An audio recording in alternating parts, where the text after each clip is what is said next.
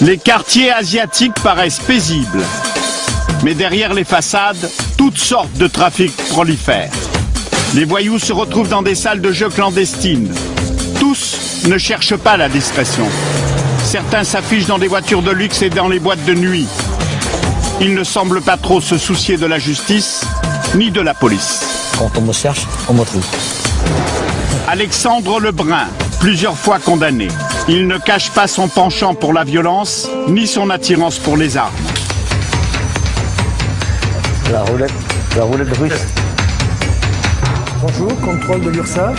Ils ne peuvent pas travailler. Enfin, prenez vos risques. Hein. Ils n'ont pas le droit de travailler en France. Et 3 salariés ne sont pas déclarés. Lucien Contou. Avec ses inspecteurs, il contrôle les restaurants et les ateliers qui utilisent des clandestins.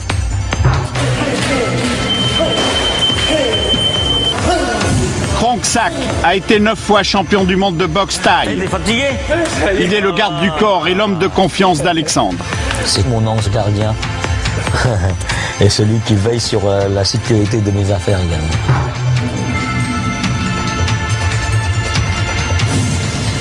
Michel, condamné pour trafic de drogue. Alexandre, comme il l'appelle, il dit « Michel, j'ai une dette à les prendre. » Il n'y a pas de problème. Aujourd'hui, sa fonction, récupérateur de dettes. À la fin de notre enquête, 2 gangs se déclarent la guerre. Moi je te dis, j'ai une poêle qui tombe, même si je meurs sur la l'hôpital, toute sa famille ne va pas vivre. Hein. Je te dis franchement. Hein. Elle risque d'avoir pour théâtre la région parisienne.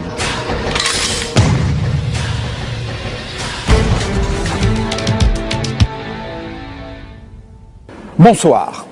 Ces images d'un étalage d'armes, revolvers, pistolets, fusils, grenades, sont tirées de l'enquête risquée conduite pendant 1 an dans la communauté chinoise par un journaliste, Mohamed Sifawi. La communauté chinoise, dynamique, honnête, discrète, déborde de plus en plus ses quartiers traditionnels, rachète avec succès des commerces de proximité partout en France. Mais comme toute communauté, elle a ses marginaux qui constitueraient des réseaux d'immigration clandestine, de trafic de drogue, de prostitution et de raquettes. Bref, ce qu'on pourrait appeler une mafia quasi impossible à infiltrer, où règne la loi du silence. Or, une équipe du droit de savoir a réussi à filmer un certain nombre de ces activités. Et leur reportage apporte des réponses à des questions souvent posées. Existe-t-il vraiment une mafia asiatique en France? Comment parvient-elle à échapper à la police, au fisc et à contourner les lois? Voici les réponses du droit de savoir. J'ai infiltré le milieu asiatique, une enquête exclusive de Mohamed Sifawi. On a le téléphone.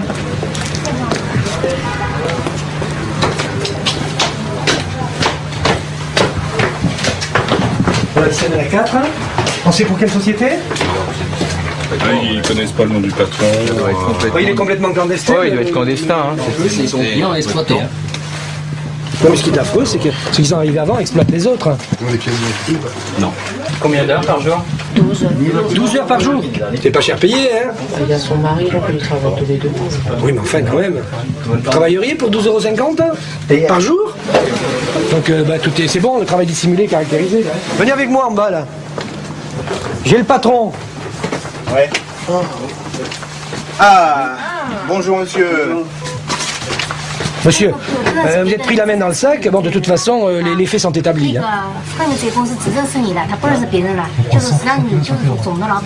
Oui, bonjour monsieur Contou de l'URSSAF, le chef de la division. Avec ses inspecteurs, Lucien Contou et quelques policiers a découvert dans la cave de cet immeuble un atelier clandestin et des travailleurs illégaux. Tous sont d'origine asiatique.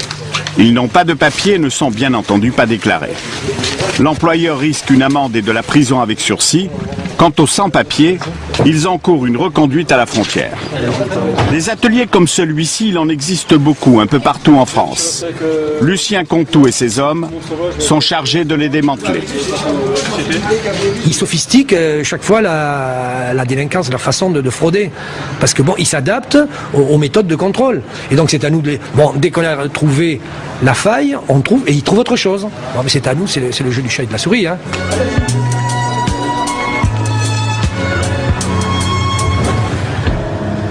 Personne n'a pu montrer ce qui se cache derrière le masque. Personne jusqu'à présent n'a pu pénétrer les réseaux des milieux de la délinquance asiatique en France. C'est dans ces quartiers où se sont implantés de paisibles commerçants que l'enquête commence. C'est là que les délinquants seraient le plus actifs. Ces voyous vivraient surtout aux dépens de leur communauté. Nous savons par exemple que beaucoup se font racketter. Une pratique courante, mais un tabou, aucun commerçant n'ose l'avouer.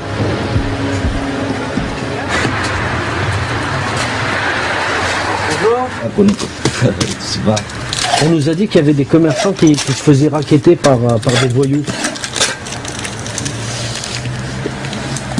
Le patron il n'est pas là, moi. Ouais. Vous avez entendu parler de ça ou pas? À côté, tout ça. À côté? On nous a dit qu'il y avait du racket de commerçants. Parfois. Non? Ah madame, vous êtes au courant? Non? Non? Non, pardon, n'est pas là. Patron n'est pas là? Ouais. C'est interdit. Pourquoi? Personne ne veut parler? Personne ne veut pas, je suis très timide. Pourquoi ils veulent pas parler les gens? Je sais pas, chacun son soufflet, d'avoir. Faire semblant de ne pas bien parler le français ou ne pas le parler. Il est difficile de savoir ce qui se passe dans ce monde secret. Le 6 octobre, en pleine nuit, un Cambodgien est exécuté sur le trottoir devant son bar-tabac à Montreuil aux portes de Paris. C'est un règlement de compte. Il avait rendez-vous avec celui qui l'a tué de 2 coups de couteau en plein cœur. La police soupçonne un racket. Il est probable que l'homme refusait de s'y soumettre. Le matin, le quartier est sous le choc. Même en ces circonstances, la compagne de la victime a peur de parler. Voyez, maintenant je suis tout seul, je sais même pas comment on doit faire tout ça. Est-ce qu'il vous a pas parlé de problèmes qu'il avait avec quelqu'un? Non, il n'a jamais eu de problème avec quelqu'un. Il n'y a pas eu de raquette par exemple? Non, il n'y en a pas de problème. Ces dernières années, une dizaine de meurtres de ce genre ont eu lieu. Très peu ont été élucidés. Loi du silence, communauté dans laquelle on s'interdit de faire appel à des étrangers, un monde impénétrable. Guy Nicolas est avocat. Depuis 25 ans, il défend la communauté asiatique. Il y a cette peur que les auteurs ou les copains des auteurs viennent en quelque sorte demander des comptes et recommencer si la victime, pauvre victime, ose aller se plaindre à l'autorité du pays qui accueille et qui par conséquent est une autorité étrangère. Que c'est une communauté qui vit en autarcie, ils sont discrets vis-à-vis de nous et ils sont discrets entre eux. La discrétion et le secret sont la règle, jusqu'au moment où quelqu'un accepte de vous introduire dans ce monde fermé. Ce quelqu'un, Mohamed Sifawi, l'a rencontré. D'origine asiatique, il s'appelle Alexandre Lebrun, nom qu'il s'est choisi lorsqu'il a acquis la nationalité française. Chinois né au Cambodge, il est connu dans la communauté. Il y a quelques années, il possédait une quinzaine de restaurants, de boîtes de nuit et des sociétés dans l'immobilier et dans le conseil. Beaucoup d'argent. La justice l'a condamné à plusieurs reprises, par exemple pour le financement d'un réseau de prostitution. La police et des membres de sa communauté le considèrent comme l'un des parrains de la mafia asiatique en France. Lui s'en défend. Il affirme n'être qu'un homme d'affaires. C'est d'ailleurs pour faire un sort à toutes ces rumeurs qu'il accepte qu'une équipe de journalistes le suive avec une caméra. Il aime montrer sa réussite. Avant ses condamnations, il avait produit un DVD à sa gloire. Bonjour, je suis Alexandre. Donc je suis le PDG du groupe chez Alexandre. Alexandre vous invite au Kings Club, sa toute nouvelle discothèque à Tournan-en-Brie. Dîner à l'étage, fiesta au rez-de-chaussée. Depuis ses démêlés avec la justice et sa sortie de prison, il est sous le coup d'une interdiction de diriger des sociétés. Et s'il a accepté la caméra, c'est pour se donner l'image d'un entrepreneur dynamique. Aujourd'hui, il ferait des affaires dans l'immobilier et la restauration. Donc vous êtes un homme d'affaires, c'est ça? Si vous le voulez. Vous achetez Je revends, ou j'achète, ou je vends les parts. Avant je les gérais moi-même, maintenant je les gère plus quoi en fait. Voilà, et puis également, bon, il y en a d'autres activités également. Hein. Lesquels, par exemple? Il faut tout dire. Non. Alexandre ne dit pas tout. Les journalistes sont conscients qu'il cherche à les manipuler et qu'avec ce film, il espère montrer sa puissance à sa communauté. C'est pour cela qu'il ouvre les portes de son univers, ce qui facilite notre enquête sur le milieu asiatique. Cette grande bâtisse en banlieue est le siège de sa société. Officiellement, Alexandre est dans l'immobilier. Il offre ses services d'intermédiaire à l'aide de publicités dans des journaux communautaires et il passe beaucoup de temps au téléphone. Je pense qu'on est entre gens intelligents et honnêtes et la confiance est réciproque. Hein. Et si de nombreuses photos de lui ornent les murs de ses bureaux, il ne faut surtout pas dire qu'il est le maître des lieux. Dans 5 minutes. 1500 mètres carrés de bureaux qui sont étrangement vides. On y croise peu d'employés. Ce qu'Alexandre présente comme un groupe paraît être une coquille vide, à moins que bien des activités soient cachées. C'est le nom de notre groupe, ça. Qui veut dire le porte-bonheur. Qui m'a toujours porté bonheur depuis mon premier affaire. Donc ça fait 19 ans que j'exploite sous cette enseigne asiatique. Votre rôle exact dans ce groupe, c'est quoi? Je suis coordinateur d'affaires. Vous pouvez nous présenter les dirigeants? Le dirigeant d'ici, dont là il s'est absenté, bien sûr. Pendant les mois que dure le tournage, aucun dirigeant du groupe ne sera jamais vu. En revanche, rencontrer de nouvelles recrues comme ce jeune homme, à peine sorti de l'adolescence, est plus fréquent. Bon, je te félicite, hein, bienvenue au club, rejoindre notre groupe. Tu sais de quoi qu'on attend de toi, quoi, je veux dire. Hein? Donc, tu es motivé? Ouais. Ok. Vous vous connaissez depuis quand? Vous connaissez Alexandre depuis quand? Je suis né. C'est un jeune qui a beaucoup d'ambition, qui est déjà venu me voir à l'âge de 16 ans pour dire, écoute, comment je dois faire, quelle branche choisir, afin de devenir en quelque sorte un peu comme toi. Dans le business, dans les affaires, et aussi dynamique. Comme quoi je lui ai expliqué que je peux faire de toi, si tu es prêt, un des plus jeunes cadres du groupe. Faire le maximum possible pour le satisfaire. Voilà. Et pour le satisfaire, le jeune ambitieux a accepté de jouer un rôle. Puisqu'Alexandre n'a pas le droit de gérer des sociétés, d'autres doivent le faire à sa place. Simplement, il ne faut pas que cela se sache. Alexandre a dû se convaincre que nous allons être complaisants, que certaines images ne seraient pas utilisées, celles qui montreraient par exemple ces pratiques illégales. Les gens qui souhaitent vendre leurs affaires. J'ai pas compris. Bah, tu me dis, vous achetez, moi j'achète rien, moi. Tu sais très bien. Ah oui. Non, je voulais dire vous. Voilà. Le groupe. Voilà. Alors je dis un de mes jeunes, mais voilà. Ouais. Tu sais très bien que moi je n'ai rien à moi. Quand je dis vous, c'est le groupe. Hein. Voilà. Ah d'accord.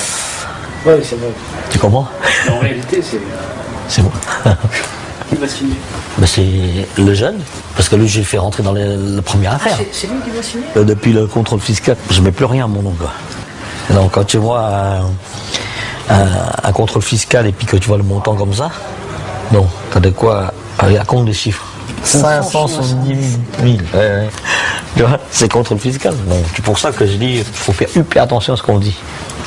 Et pour faire attention sinon à ce qu'il dit, tout du moins à la légalité de ses affaires, il fait appel à un avocat. Notre conseil, notre avocat du centre, et qui s'occupe de l'ensemble de nos affaires, des signatures ici au sein de notre centre d'affaires.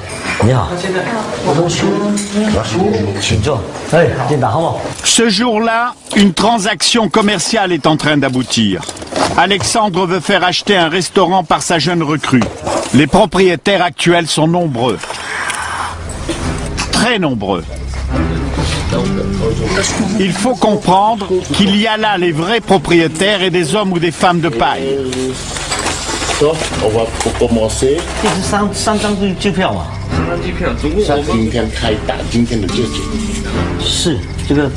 Une tension s'est installée. Elle est palpable. Tous parlent dans des dialectes asiatiques. Ils semblent ne pas être d'accord sur les termes de la transaction. Au bout d'une dizaine de minutes, notre présence est devenue gênante. Pardon, ça vous dérange pas qu'on puisse avoir une activité? Je suis vraiment désolé, mais vous êtes bien aimable. Merci beaucoup. Merci, messieurs. Alexandre a oublié de retirer son micro. Maintenant, je peux vous dire quelque chose. Alors, s'il y avait eu la porte fermée... Excusez-moi, monsieur Alexandre. Vous avez promis quelque chose. Il faut le faire suite à vos paroles. Oui. D'accord. Business. Voilà, business, c'est business. Le mot, c'est le mot. Mon client, il discute même pas un centime. Vous savez, tout à l'heure, vous êtes venu, vous m'avez dit 6 000. 1000, 2000, 10 000... La discussion exaspère Alexandre, qui sort de la salle de réunion. Transaction à la con. Le désaccord porterait sur la part d'argent en espèces qui doit être versée au vendeur. Et sans être indiscret, ça t'a coûté cher à faire? 70 000 euros. Rien du tout. Bah, c'est une belle affaire, sinon je le fais pas. Combien en cash? On déclare 30 000. C'est royal, hein? C'est bon, ça va se régler.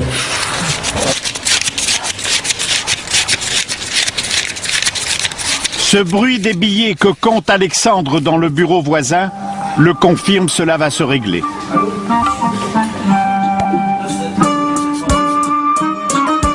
Les vendeurs se succèdent alors pour récupérer leur liasse de billets.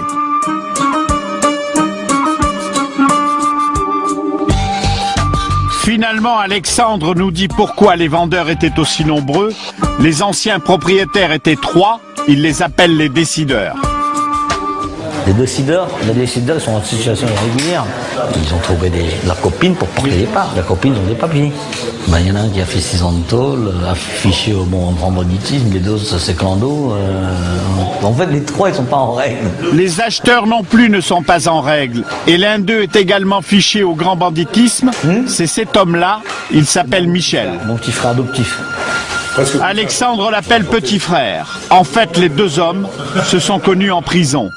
Michel ne peut pas apparaître dans les statuts d'une société. Ce sera sa compagne qui sera officiellement l'associée du prête-nom d'Alexandre. Michel est très introduit à Belleville, l'un des quartiers asiatiques de Paris, où jusqu'à présent Alexandre n'a pas réussi à s'implanter. Au revoir, monsieur, bon courage. Au revoir, madame, à bientôt. Merci, au revoir. La vente n'est pas encore enregistrée, mais il est impatient d'ouvrir le restaurant. Il y a longtemps qu'il pense à cette affaire. C'était un restaurant chinois qu'il transforme en restaurant africain. C'est à la mode, paraît-il. Signature aujourd'hui, ouverture demain, livraison cet après-midi. Et si le succès est réalisé comme je l'ai prévu, j'aurai une part du gâteau, bien sûr. Ah oui. Dans cette affaire. C'est-à-dire que vous allez être rémunéré au résultat en quelque sorte. Exactement. Et ça, j'en ai fait pas mal, ce genre de montage, quoi. Le restaurant se trouve dans le quartier contrôlé par les Wanzhou, des Chinois venus de la province du même nom. Et sans Michel, son nouvel associé, lié à cette communauté, Alexandre ne pourrait pas s'installer dans ce quartier. Salut Mamadou, tu vas bien? Mamadou est le chef guinéen qu'Alexandre a recruté pour la cuisine. Quelques ouvriers, tous asiatiques, sont avec lui. Ils ont 24 heures pour transformer ce lieu. Les paiements par chèque sont quasiment prohibés ici.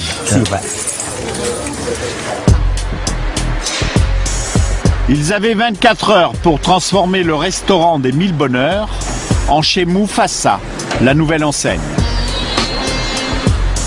Le lendemain, Paris gagné, en fin de matinée, un homme branche les néons.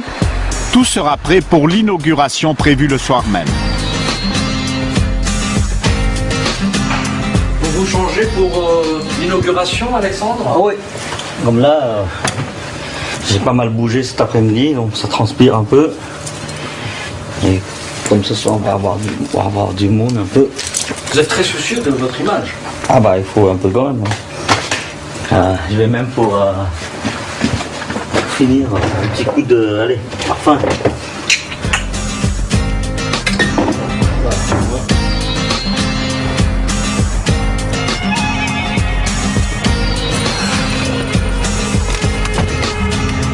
Pendu à l'un de ses 4 téléphones mobiles, les conversations sont toujours systématiquement liées à des investissements et des affaires. Je le conseille un peu dans ses affaires, dans ses investissements. Incroyable. Alexandre annonce qu'il a fait venir quelques amis cambodgiens pour l'inauguration et que Michel, l'associé fiché au grand banditisme, avait également invité des représentants de la communauté Vanzou. Alors Philippe, ça va bien? Ouais. Ces notables sont reçus avec beaucoup d'égards par le maître des lieux. Ils sont tous dans les affaires. Entre eux, ils s'appellent frères. C'est mon petit frère. Entreprise de bâtiment général. Puis ça, c'est le beau-frère de mon petit frère, donc c'est mon beau-frère aussi, quoi. Ils sont tous dans les affaires, tous dans les grossistes, sont prêts à porter féminin, dans le 11e. Dans le textile? Textile 11e. Et là, c'est un autre ami qui était un ancien directeur de banque qui est parti au Cambodge, donc qui est revenu en France me voir pour savoir si qu'est-ce qu'on peut encore faire en France pour gagner de l'argent. On dit chin chin, hein. On dit pas Cambodge, mais chin chin. 1, 2, 3, 4 de plus. Donc 4, il manque encore une. Tout le monde trinque, même les employés et les petites mains ont été invités. Peu parlent le français. Alexandre aurait préféré ne pas nous les présenter tous. Le jeune homme, non, on l'a pas fait. Alors, tu nous présentes? C'est ton cousin? Non, c'est pas mon cousin, lui, c'est un clandestin, mais il fait l'enseigne, tu vois. Mon enseigne, c'est lui qui a fait. Ah, il travaille pour toi? Non, il travaille pas pour moi, il loue sa propre société avec un faux gérant. Depuis l'arrivée des premiers invités, le jeune propriétaire a été discret. C'est vous qui avez le patron ici? Je ne sais pas encore. Il faut voir ça avec monsieur Alexandre. Ah oui? Mais c'est... Je reste modeste, je ne sais pas. Je reste modeste sur Membo, je ne sais pas encore. Voyons ça. En tout cas, c'est un bon restaurant. En fait, Alexandre lui demande de venir à une table. Lui là, allez, c'est le patron d'ici là, regardez la tronche qui est là. 19 ans, regardez, je fais de lui le nouveau patron de Paris. Voilà. Et il est actionnaire grâce à moi dans plusieurs affaires déjà. Donc vous voyez, il a que 19 ans. Hein. Toujours pas de temps à perdre. La société qui gère le restaurant est en création. Il y a donc beaucoup de papiers à signer. Il se lance dans une aventure, une belle aventure qui va l'emmener au sommet. Au pays des portes. Au pays des portes. Vous allez avoir plein comme ça des jeunes qui ont la sorte de la réussite. Ce soir-là, l'avenir de chez Mufasa, restaurant sino-africain, paraissait plutôt agréable. Un avenir moins serein se prépare ce matin-là pour un autre restaurant asiatique, qui ne fait pas partie de la galaxie d'Alexandre. Lucien Conto et son équipe rendent visite à un établissement dont ils veulent vérifier que les employés sont bien déclarés. Bonjour madame. Contrôle de l'URSSAF, personnel de l'URSSAF. Vous avez le registre du personnel? C'est pas compris. Le registre unique du personnel. Oui, c'est moi. Non, mais le registre unique, vous l'avez? C'est un document où figurent tous les salariés. Est-ce que vous pourriez me le présenter, s'il vous plaît? Il y a un problème? Personne n'a pas de papier. Non, mais monsieur... Non, mais vous en faites pas, c'est pas grave. On n'est pas la police, on est la sécurité sociale, on n'est pas... S'il vous plaît. Restez là, madame. Non, mais c'est pas... Voilà, non, mais leur dites pas de s'échapper, ça va aggraver le... Alors, qui c'est que vous avez comme personnel actuellement? Actuellement, moi et puis ma soeur. Et votre soeur. Vous travaillez ici depuis quand? Le travail? Oui, ici, here. Ah, je pas de travail. Non, si, madame. Ah, non, c'est... Madame, on va pas commencer, bon, on va pas... Bon. Ça, c'est le prénom. Elle vient d'arriver? Elle n'a pas de papier en plus. D'accord. Ok. Et on va vous dresser un procès verbal pour travail dissimulé, c'est-à-dire pour 2 personnes, au moins 2 personnes non déclarées. Oui, mais ça, vous le savez. Hein. Excusez. Voilà, mais excusez, non, c'est pas ça, mais... On a fait mouche, si vous voulez. On a 3 personnes. Il y a le patron et 3 salariés. Les 3 salariés ne sont pas déclarés. Les restaurateurs chinois avisés ne se font plus surprendre. Leurs employés ont des papiers en règle. Alexandre fait partie de ceux qui ont résolu le problème. Alexandre nous explique comment il s'y est pris. J'ai fait venir 17 de mes cousins. Ah oui. Les petits cousins et les petites cousines, je les ai fait venir du pays, hein, quand même. Hein.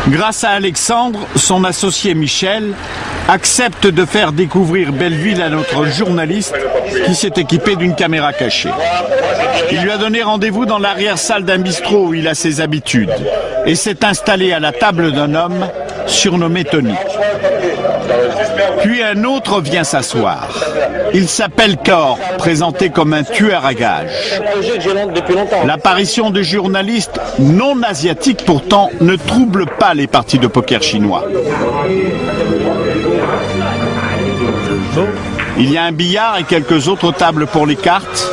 Pas de traces d'argent. Il nous semble pourtant que nous sommes dans l'une des salles clandestines que contrôle le milieu chinois. Ici, on ne se cache pas pour rouler des joints. Bien vite, Tony et Cor, les amis de Michel, se sont mis à tenter leur chance. Tu as gagné? Tu gagnes combien? 1000 hein? 1000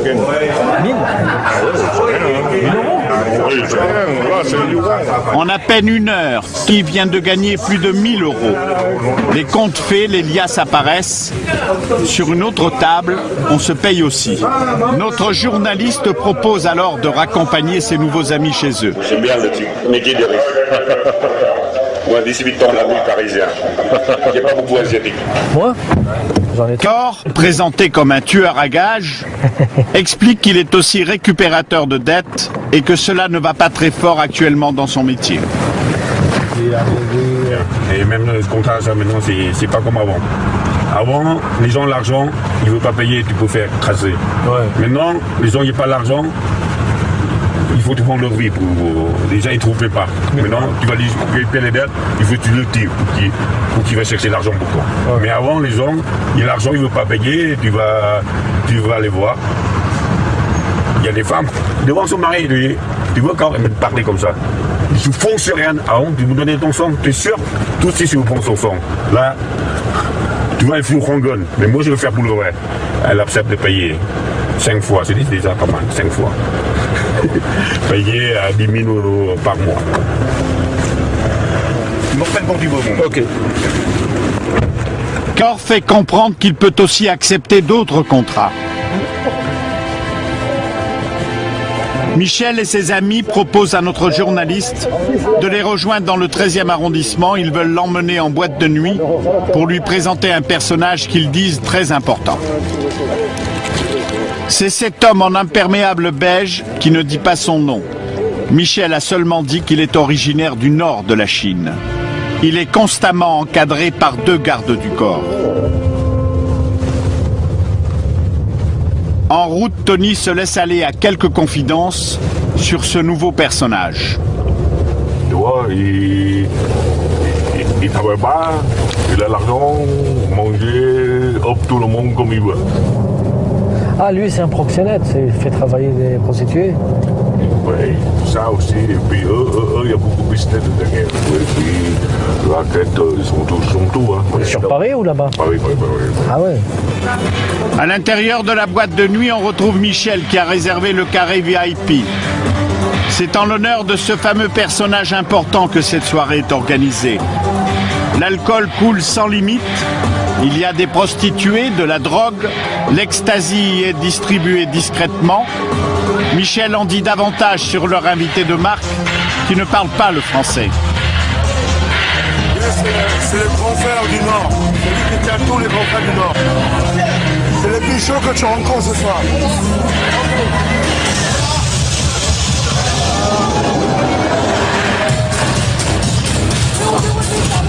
Michel fait comprendre qu'on se trouve face à l'un des plus importants parrains du milieu chinois. Ce n'est pas une menace, il tient même à le rassurer. C'est ma famille, personne touche.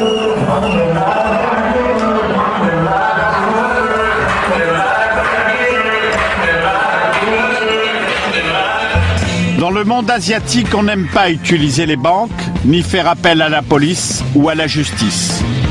Face à la caméra, Alexandre avoue que souvent il se transforme en juge pour régler des conflits au sein de la communauté ou lorsque des affaires tournent mal. Quand j'arrive et puis que je dis aux gens que voilà, je suis monsieur Alexandre, Bon, je pense que déjà, la plupart des gens, ils ont déjà plus ou moins entendu.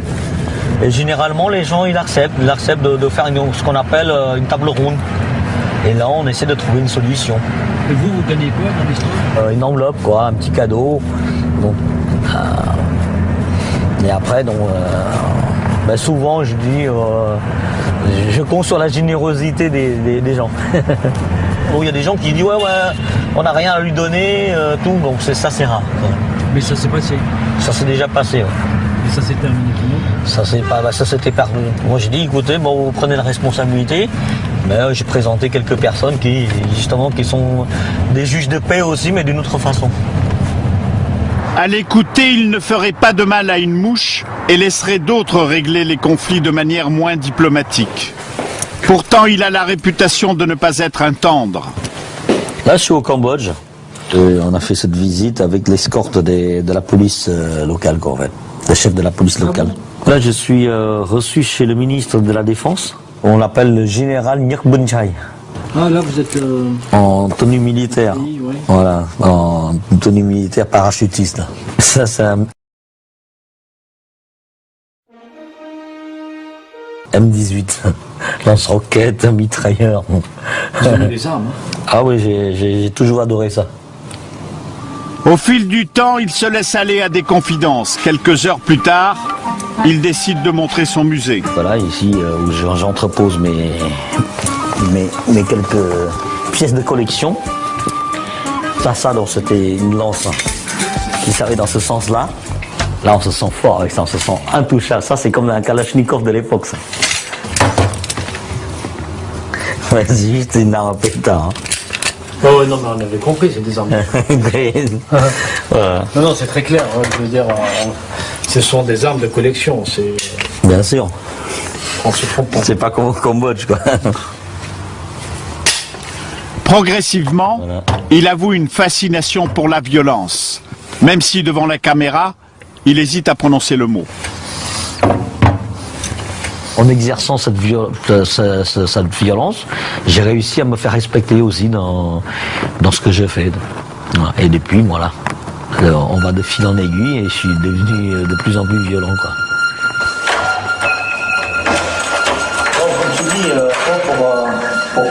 Il finit par dire au journaliste qu'il va lui montrer quelque chose. Il sait que la grosse caméra ne tourne plus. Il a oublié la petite que notre journaliste porte à la main.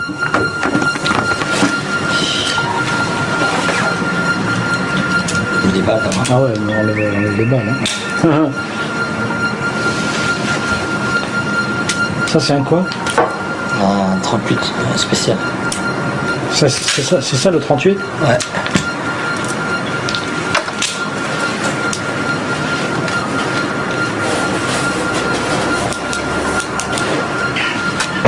Ça, c'est un petit. Ah oui, c'est la collection, là. Ça, c'est un coup. C'est un coup? Ouais. Un autre?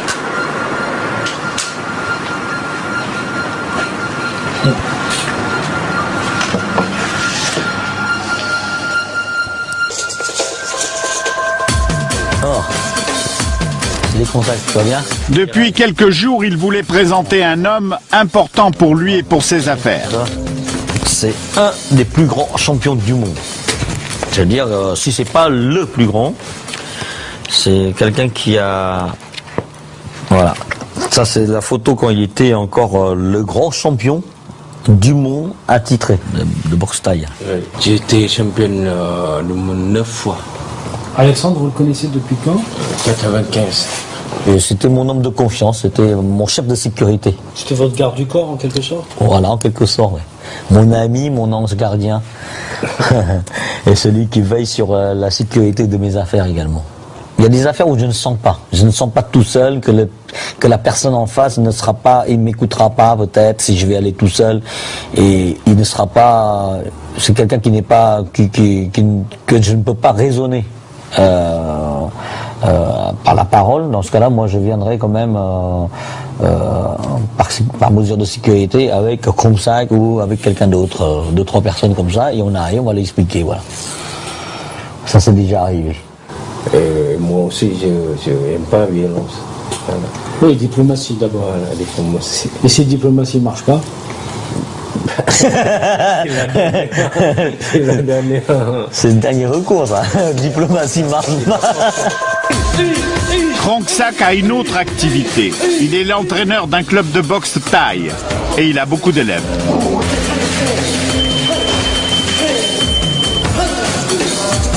T'es fatigué?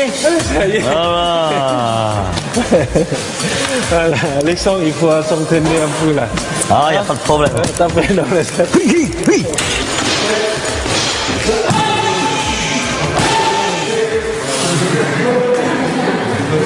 Là, c'est un échauffement, là. Donc, quand il est bien chaud, vous imaginez un peu les dégâts. C'est pour ça que vous l'avez choisi? Bah oui, en quelque sorte.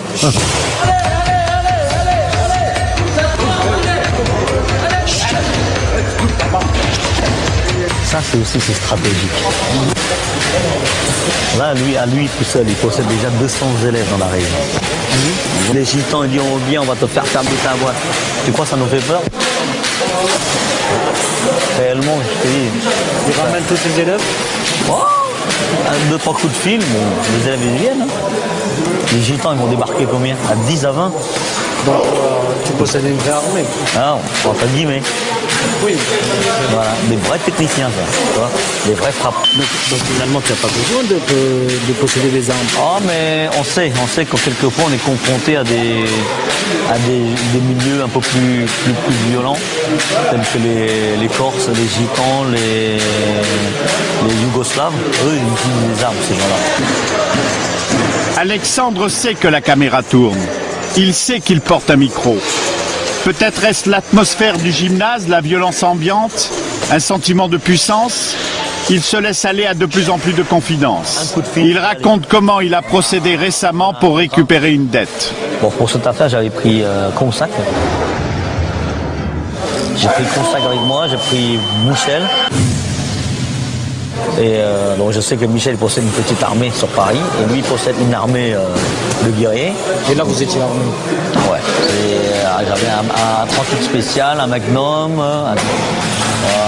une Beretta, on avait un peu de tout. Quand on a mis en place tout les dispositifs, ils sont arrivés. Et là, tu vois, on leur a montré, ils sont rentrés. Là, tout de suite, on les a braqués directement, tu vois. T'es armé, nous sommes armés aussi, tu vois. Par contre, je vais te dire une chose. Moi, mes Chinois, leur vie, 1 €. Et toi, est-ce que ça vaut le coup de risquer ta vie alors que j'en suis sûr, tu as des enfants, tu as une femme qui t'attend à la maison. Voilà, sois intelligent. Tu vois. C'est ça. Tu as gagné combien sur cette opération? 100 000 francs. 100 000 francs? Ouais. 15 000 €. Ouais. Tous ces risques pour 15 000 €? Ouais. Je ne peux pas laisser passer des choses comme ça. C'est pour cette raison que j'ai accepté de ce contrat. C'est une question de fierté plus de fierté, plus de fierté qu'autre chose. Et c'est de l'espèce? Que de l'espèce. Moi, dans mon métier à moi, j'ai que de l'espèce. T'as vu, mon compte en banque, il y a tout cassé de 2 000 €. Je ne mets pas à la banque. Et après, en espèces, tu en as combien? L'argent en espèces? Ouais. 2-3 millions d'euros. Ah oui, tant que ça. C'est pour ça que quand je suis tombé en prison, ils n'ont rien eu. Et quand ils ont fait la descente, ils n'ont rien eu. C'est pour ça qu'ils s'acharnent sur moi, c'est qu'ils s'attendent à faire des découvertes comme c'est les Chinois. Ils ont fait des descentes chez les Chinois, ils trouvent des sacs de riz remplis de billets. Moi, ils trouvent rien. Ils trouvent rien. Ils trouvent jamais rien. La drogue, on m'a proposé d'envoyer des gars en Hollande récupérer la marchandise à la livraison. J'ai jamais fait ça. Voilà. Tout ce que j'ai fait d'ailleurs, je pense que c'est pas. C'est avec beaucoup de bonté que je l'ai fait. Je prends jamais de l'argent malhonnêtement.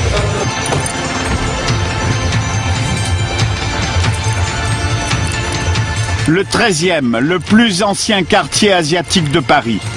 Alexandre est en territoire ami. Il nous y a donné rendez-vous pour nous montrer qu'ici, il ne craint personne, mieux que c'est plutôt lui que l'on craint. S'il vient dans ce quartier, c'est pour retrouver les siens. Les Cambodgiens, les Thaïlandais, les Vietnamiens, les Laotiens, qui comme lui n'aiment pas se mélanger avec les Chinois de Belleville, considérés comme des concurrents et même franchement des rivaux.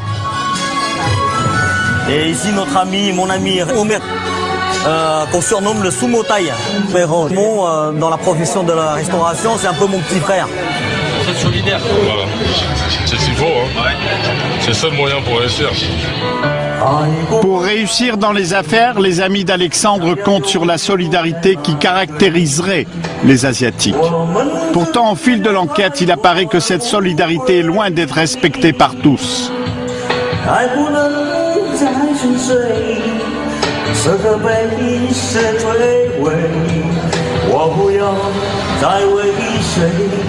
À ce moment de notre enquête, nous commençons à comprendre qu'entre le 13e arrondissement au sud de Paris et Belleville au nord, il y a des frontières, que la confiance y a des limites.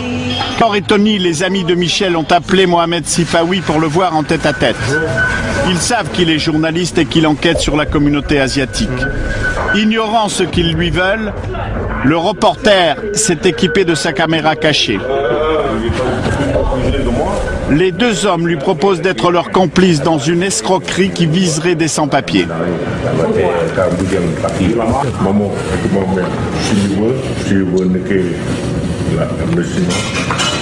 Moi, c'est le numéro 1, tout le monde me connaît.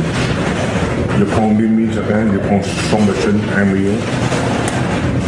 Sont faciles, bon, facilement. Hein. Je dis facilement, ils payent avant que je fais. Parce que quelques mois après, je dis il y a accident, on ne peut rien faire. Maintenant, si on bouge, c'est prison. La proposition de Tony serait donc d'escroquer une bonne centaine de Chinois sans papier en leur promettant une régularisation que dans leur esprit un journaliste pourrait obtenir. Naturellement, la proposition ne peut être que rejetée.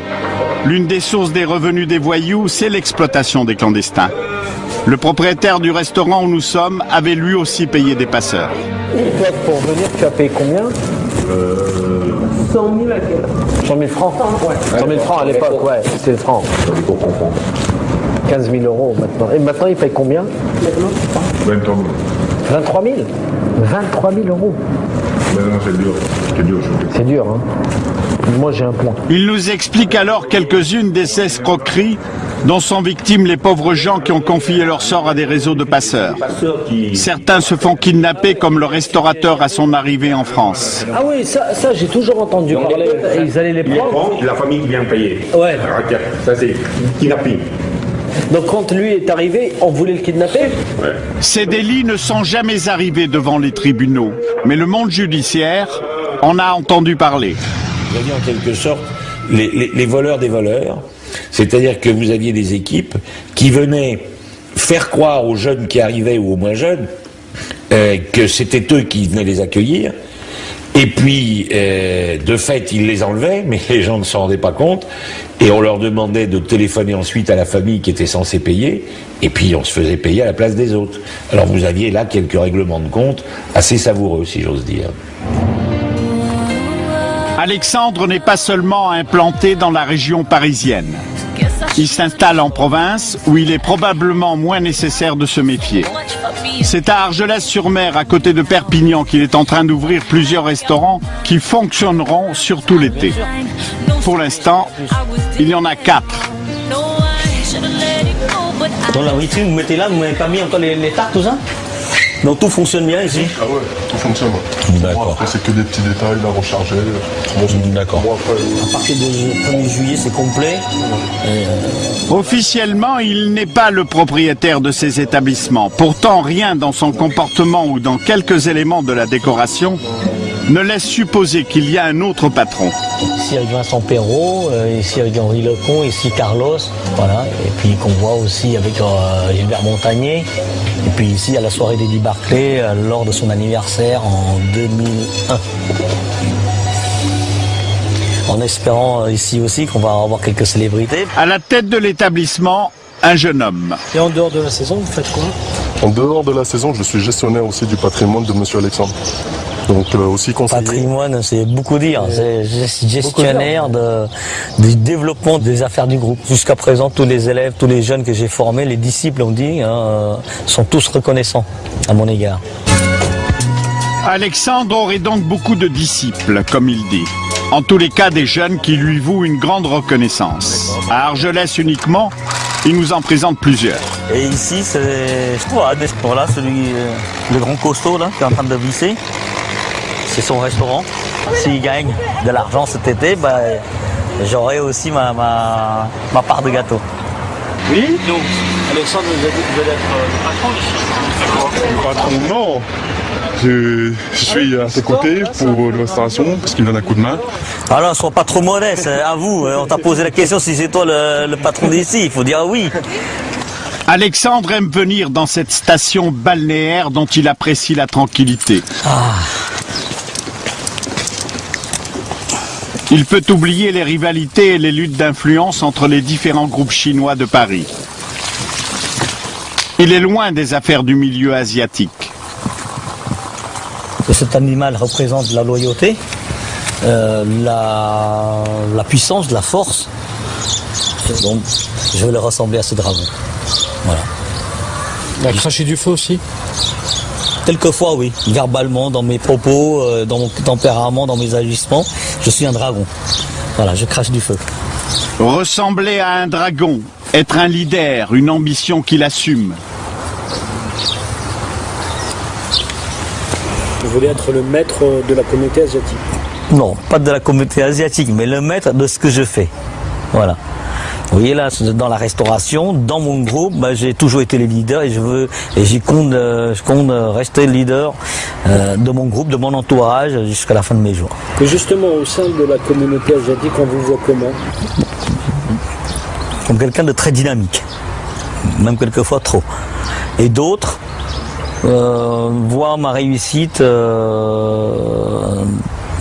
œil plutôt jaloux. C'est-à-dire?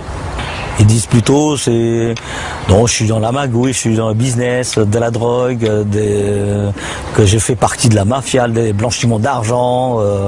Bon, j'ai tout entendu jusqu'à présent, vous savez. Voilà. Et vous récusez tout ça? Vous savez, on dit la liberté d'expression, en France c'est ça, non? On les laisse dire. Il se dit tellement de choses. En juillet, Alexandre a été convoqué par la police de Perpignan. Il s'est présenté à 9h du matin, une garde à vue de plus de 10 heures. Ils m'ont convoqué parce qu'ils pensent tous que c'est moi le boss, c'est moi le vrai, l'organisateur de cette mise en place, quoi. Et puis ils sont tout à fait satisfaits de toutes mes explications. Pour nous expliquer que les soupçons que suscite le personnage d'Alexandre sont injustifiés. L'un des avocats qui défend ses intérêts accepte de nous recevoir. C'est vrai qu'Alexandre Lebrun, on l'aime ou on l'aime pas, il a ses qualités et ses défauts, mais c'est une personnalité assez forte. Si vous voulez, il était gérant de droit, son nom apparaissait sur une ou deux sociétés, mais dans d'autres restaurants qui se trouvaient également dans le 77, on ne filme pas là. Hein. Dans d'autres sociétés également dans le même département, il avait mis des prête-noms. Les gens disaient oui, on s'est mis gérant pour faire plaisir à Alexandre. Donc cet élément avait aussi joué dans la condamnation, où il avait dit, outre la société où son nom apparaît, il est également dirigeant de fait d'autres sociétés. Et c'est ça que je ne veux pas trop le dire. La justice a considéré, après enquête, que ces personnes travaillaient pour le compte... Je ne veux pas là, hein. Pour le compte d'Alexandre. Voilà. À Paris, les affaires d'Alexandre prennent au cours de l'été une tournure inattendue. Les choses se passent mal avec celui que tout d'un coup il n'appelle plus son petit frère. Pour une raison qui dans un premier temps nous échappe, il se fâche. Alexandre parle d'une affaire d'argent. Quelques heures plus tard, notre journaliste apprend que les deux hommes menacent de se tuer. La communauté prétend que la guerre est déclarée. Ah, moi je suis quelqu'un comme ça, toujours sur mes gardes. C'est dangereux, hein. Et voilà qu'il déballe son arsenal. Ça c'est un 38 spécial, c'est hyper puissant ça. Ça c'est l'arme de Terminator. Ça, je fais un truc comme ça dans le monde.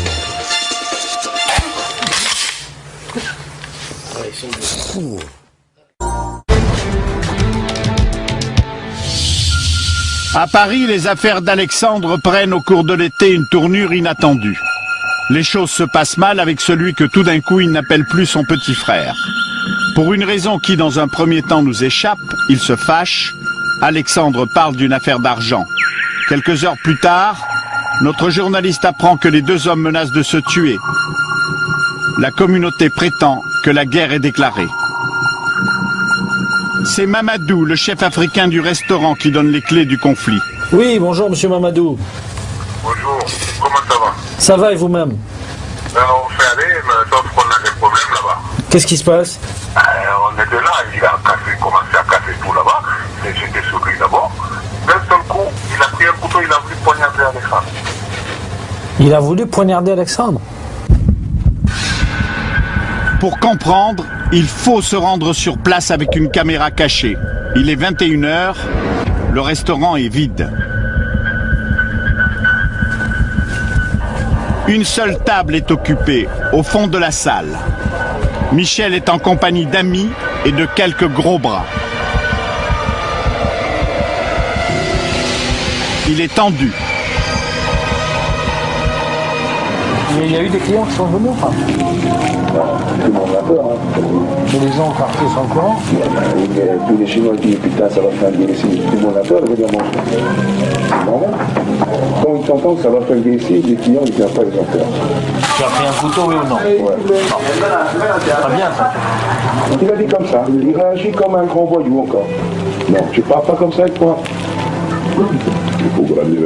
Est-ce que moi j'ai parlé avec mes frères, j'ai dit on va les niquer? Non, mes frères disent qu'est-ce qu'il y a? Ils disent descend les boxeurs pour me niquer. Mes frères disent fais-les descendre les boxeurs. Manifestement, l'affaire est grave, chacun montre sa force. Alexandre a menacé de faire venir ses hommes.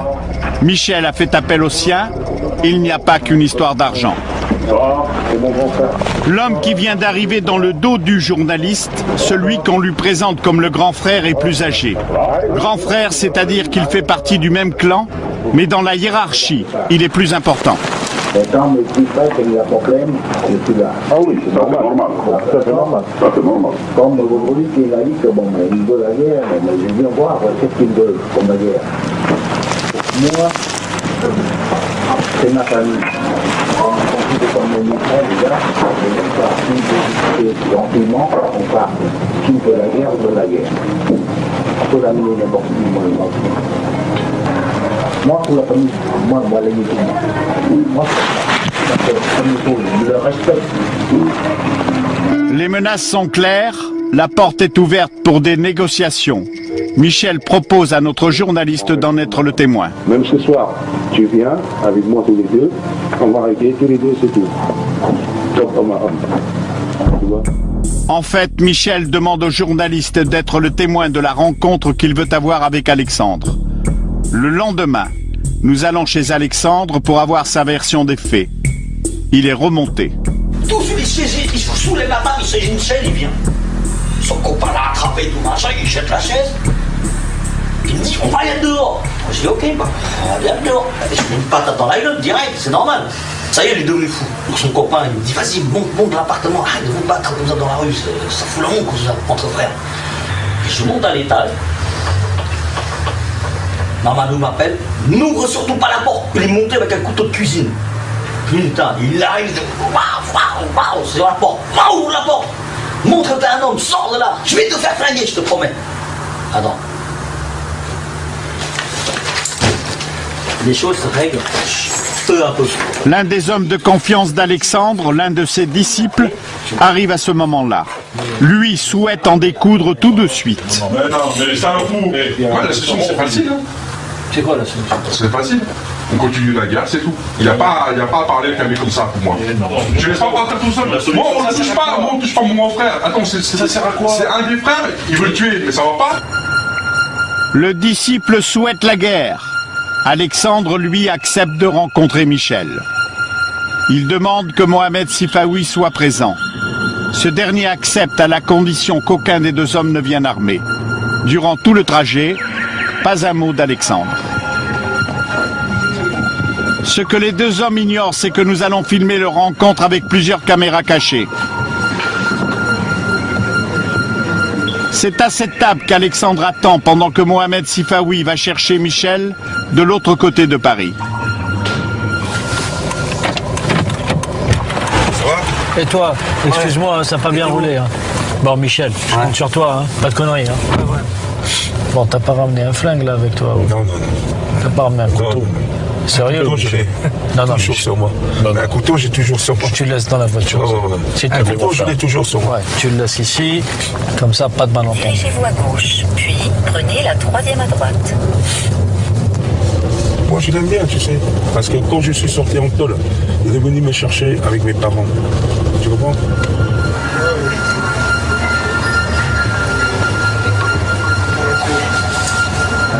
Bonjour. Les retrouvailles sont glaciales. Ils ne se serrent pas la main. Michel fait preuve de bonne volonté. J'ai eu tort, d'accord. Les enfants, j'étais connu. J'ai excusé, d'accord. J'ai tort là-dessus. Ouais, j'ai tort. C'est tout. T'as mis en tort.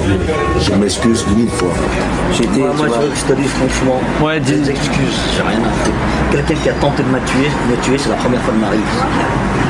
Ok, tu le sais très bien, dans le 77 qui je suis, même dans le 13e qui je suis, même les voyous de 13e ils disent Alexandre, tu ne viens pas grignoter sur notre terrain. J'ai réussi à monter sur le 13e, je grignote sur leur terrain. Ok, voilà, tu sais très bien. Tu as dit une parole. Belleville, c'est ton quartier, respecte les territoires des gens. Ok, pour ta fierté, je respecte, je ne mets pas les pieds à Belleville. Alexandre rejette les excuses, mais il s'engage à ne plus aller sur le territoire de Michel. Alors celui-ci propose qu'il rétablisse leur complicité. C'est que on ne va pas perdre la face. Voilà. Moi avec lui, là, si ce soir je vais tirer quelqu'un, jamais je vais tirer dessus. Lui, il a un problème. Il sait qu'il n'a pas. Chercher les têtes n'importe quoi. Moi je descends. Et c'est comment je suis. Jamais je balance. Je suis comme ça. Là, il peut faire confiance. Tu vois? Là, il peut faire confiance. Il dit Michel, ce soir, j'ai un problème, réponds-moi, je le ferai pour lui. C'est tout. L'offre de service est claire. Alexandre ne bronche pas. Pour Michel, c'est l'humiliation. Alexandre. Alexandre. Allez, on s'en retrouve. Alexandre. Ah, on verra plus tard, peut-être. Bon. Allez. En partant, Alexandre n'a pas le moindre mot pour celui qu'il appelait il y a peu encore son frère.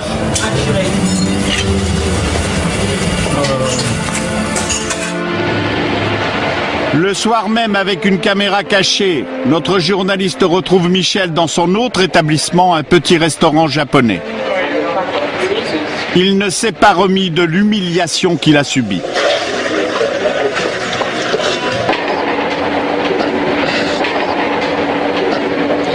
Qu'est-ce qu'il a grande gueule là? Moi je te dis, j'ai une poêle qui tombe, même si je meurs sur l'hôpital, toute sa famille ne va pas vivre. Hein. Je te dis franchement, hein. On n'est pas des pédés. Hein. Dis-lui ce fois-ci, je prends sa vie, toute sa famille, sa vie, s'il va m'énerver encore. Ok? Et deuxièmement, il ne me promet même pas un centime. Je le baisse tout. Dis-lui ça. Tu as l'argent, mais moi aussi j'ai l'argent. Hein. Tu as le pouvoir, moi aussi j'ai le pouvoir. Hein. Pas jouer la mafia. Lui, il joue trop la mafia. Tu comprends? Qu'est-ce qu'il connaît lui? Il veut jouer la mafia mon cul, qu'est-ce qu'il va jouer? Et pour montrer que lui aussi est puissant, Michel nous donne rendez-vous le lendemain à Belleville chez les siens.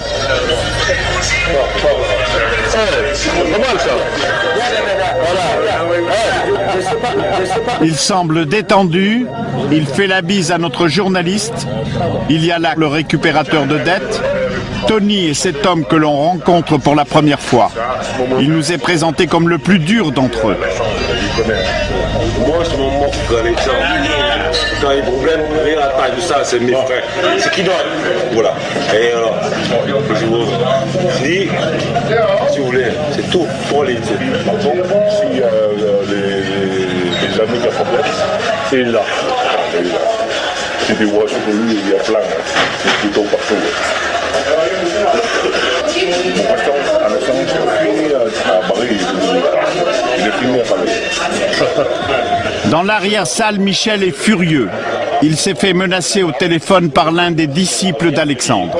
Si tu veux, donne-moi mon téléphone. Regarde. Michel téléphoné, c'est pas bon. Tu dis ça, si Dao, il veut jouer le combat, tu dis, va l'utiliser et tu vas le voir. Tu restes calme, si ça va pas, tu montes pas.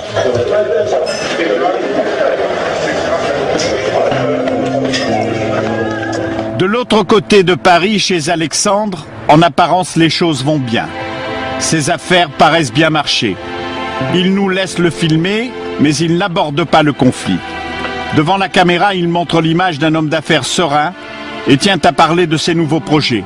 Son ambition, la politique. Je fais partie quand même des leaders de la communauté asiatique, de la génération jeune, donc la génération qui s'intéresse quand même à la politique.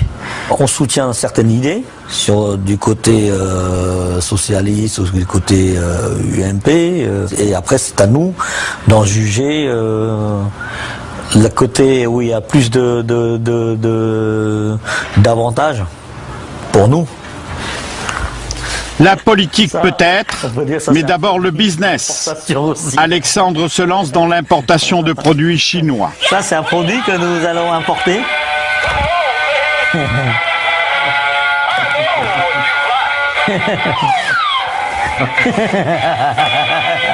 Alexandre apprécie la plaisanterie. Mais dès que la caméra lui semble ne plus tourner, son expression change, son ton aussi. Le conflit qui l'oppose à Michel refait surface. Non mais il est insolent ce mec-là. Il va le payer pour son insolence. Moi je cherche pas les gens et les gens ils savent très bien qu'il faut pas me chercher non plus. Voilà. Faut pas chatouiller, tu comprends? Parce que moi, on peut dire, dans les affaires, je suis un homme d'affaires. Dans le milieu de voyou, je suis un voyou. Et je suis un voyou qui est du répondant. Je mets à l'amende les gens comme ça, tu vois. T'as jamais fait buter quelqu'un? Pas encore. Moi, je vais te faire. J'envoie un gars, je dis vas-y, tu vides le chargeur et tu passes devant la scène et tu jettes. Tu vois? Il faut avoir les moyens pour le jouer. Mais ça coûte combien? Hein? Ce genre de contrat, ça coûte combien? J'ai pas de contrat chez moi. C'est mes propres gars, moi. Non, mais ça coûte combien? Tu payes combien pour un truc comme ça? 5 000 €. Tu veux quoi? Tu veux 2 mains? Tu veux broyer là? Comme je te dis, 2 bras ou 2 jambes, une jambe. Et pour tuer quelqu'un? Oh, c'est un petit contrat plus sérieux quand même, ça. Combien? Ça dépend, c'est du cas par cas. Sur qui? S'il est important ou pas comme contrat. 5 000 € pour une main broyée, un peu plus pour une exécution. Il ignore que la caméra tourne, il poursuit ses menaces. Moi quand je suis un homme, moi je respecte.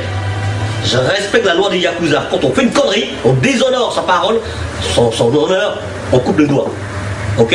Lui il a promis la main, il faut qu'il se coupe. Moi j'ai dit à son beau-frère, j'ai dit à sa femme, il ne va pas se couper la main, on l'aidera à couper sa main. On va l'aider. Et ça, je l'ai déclaré, lui. Alexandre raconte-t-il cela pour impressionner? Ou est-il capable d'avoir vraiment recours à ces méthodes? Pour régler le conflit avec Michel, il a un plan. Je vais le balancer plein de dans le restaurant et puis il va crever avec. Des grenades? Ouais. C'est dangereux. Mais non, je crois que tu vas faire avec des... Ah bon, tu vas aller sur le terrain de quelqu'un, tu vas lui balancer un bout de pétanque. Non, il y a des clients. Imaginez des clients. Mais non, en fin de service, bien sûr, je ne vais pas te dire des clients. Allez, en fin de service, lui et ses potes, là, vas-y. Tu balances les deux dedans et puis voilà. Que celui qui court le plus vite. Attends, Tu as des grenades, tu laisses les donner des grenades? Hein? On va voir comment elles sont. T'as jamais dit ça? Je ressors quelques-uns de mes trucs. Ah, moi je suis quelqu'un comme ça, toujours sur mes gardes. C'est dangereux, hein? Et voilà qu'il déballe son arsenal. Ça c'est un 38 spécial, c'est hyper puissant ça. Ça c'est l'arme de Terminator.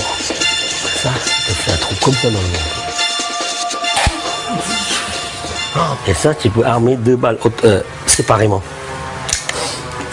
Ah ouais. Ouais, tu peux armer les balles séparément. C'est-à-dire que ça, même le plus grand chirurgien ne pourra pas te sauver. Mais dans le sud de la France, j'en ai quelques-uns encore.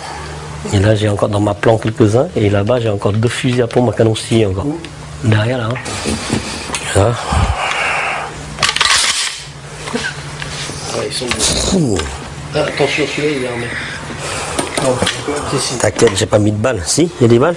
Non, fais gaffe. Ah ouais, tiens. Ah ouais.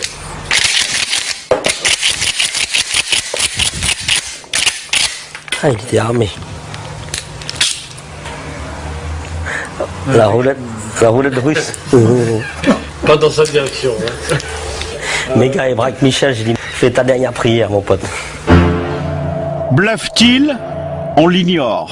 Là où il n'y a pas de doute, c'est que des membres du milieu asiatique se sont déclarés la guerre en région parisienne. Cela fait une année que notre journaliste Mohamed Sifawi fréquente ce milieu. À la fin de cette enquête, il décide d'aller dîner une dernière fois avec Michel et ses amis. Ils sont tous là et visiblement contents de le voir. C'est tous les grands frères de mafia. Dernière rencontre pour d'ultimes confidences, Michel lui propose de l'emmener en Chine. Dans l'Asie, même les plus grands triades, tu rentres avec eux. Tu rentres dans la triade 14. Triade 14, c'est international. Parce que le terrorisme, c'est que le corps. Mais c'est pour rentrer dans la mafia, je suis dedans. Mais il ne faut pas jamais parler ça. Désormais, Michel ne cache plus son appartenance. Ce qu'il vient de chuchoter à l'oreille de Mohamed Sifawi est clair. À ce stade, la décision est prise de ne pas aller plus loin dans ce travail d'enquête journalistique.